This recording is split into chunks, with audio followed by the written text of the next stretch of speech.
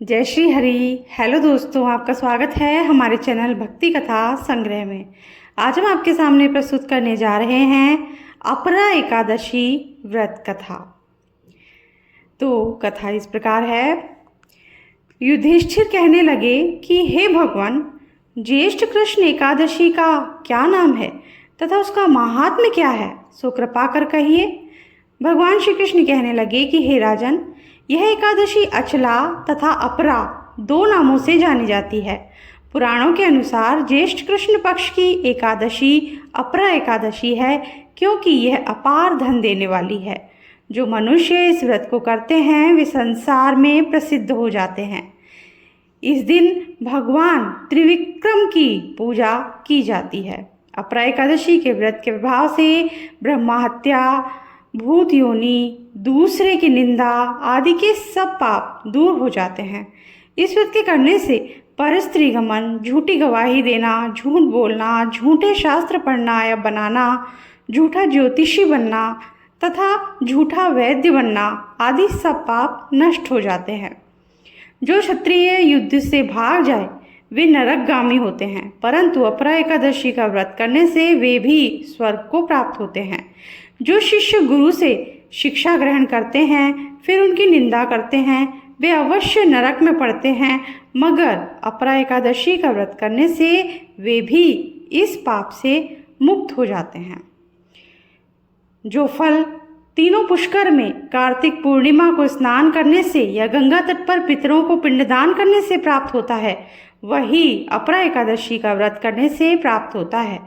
मकर के सूर्य में प्रयागराज के स्नान से, शिवरात्रि का व्रत करने से, सिंह राशि के बृहस्पति में गोमती नदी के स्नान से, कुंभ में केदारनाथ के दर्शन या बद्रीनाथ के दर्शन, सूर्य ग्रहण में कुरुक्षेत्र के स्नान से, स्वर्ण दान करने से अथवा अर्ध प्रसूता गोदान से जो फल मिलता है वही फल अपरा एकादशी के व्रत से मिलता है। यह व्रत पाप रूपी वृक्ष को काटने के लिए कुल्हाड़ी, पाप रूपी ईंधन को जलाने के लिए अग्नि, पाप रूपी अंधकार को मिटाने के लिए सूर्य के समान, मृगों को मारने के लिए सिंह के समान है। अतः मनुष्य को पापों से डरते हुए इस व्रत को अवश्य करना चाहिए। अपरा एकादशी का व्रत तथा भगवान का पूजन करने से मनुष्य इन सब पापों से छूटकर विष्णु लोक को जाता है। इसकी प्रचलित कथा इस प्रकार है। कथा के अनुसार प्राचीन काल में महिध्वज नामक एक धर्मात्मा राजा था। उसका छोटा भाई वज्रध्वज बड़ा ही क्रूर था, अधर्मी तथा अन्यायी था। वह अपने बड़े भाई से द्वेष रखता था। उस पापी ने एक दिन रात्रि में अपने बड़े भाई की हत्या करके उसकी देह को एक जंगली पीपल के नीचे गाड़ दिया। इस अकाल मृत्यु से राजा प्रेतात्मा के रूप में उसी पीपल पर रहने लगा और अनेक उत्पात करने लगा। एक दिन अचानक धौम्य नामक ऋषि उधर से गुजरे। उन्होंने प्रेत को देखा और तपोबल से उसके अतीत को जान लिया।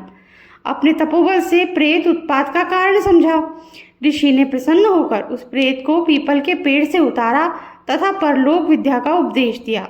दयालु ऋषि ने राजा की प्रेत योनि से मुक्ति के लिए स्वयं ही अपरा एकादशी का व्रत किया और उसे अगति से छुड़ाने को उसका पुण्य प्रेत को अर्पित कर दिया। इस पुण्य के प्रभाव से राजा की प्रेत योनि से मुक्ति हो गई। वह ऋषि को धन्यवाद देता हुआ दिव्य देह धारण कर पुष्पक विमान में बैठकर स्वर्ग को चला गया।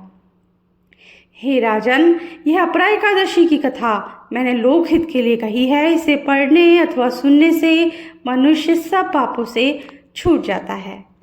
तो इसी के साथ आज का ये वीडियो हम समाप्त करते हैं। अगर आपको अच्छा लगा हो, कथा अच्छी लगी हो तो लाइक ज़रूर कर दीजिएगा और चैनल को जिसने भी सब्सक्राइब नहीं किया है प्लीज़ सब्सक्राइब कर दीजिए और बेल आइकन ज़रूर प्रेस कर दीजिएगा ताकि हमारे आगे आने वाले वीडियोस आपको आसानी से मिल जाएंगे। Thank you. जय श्री कृष्णा। राधे राधे।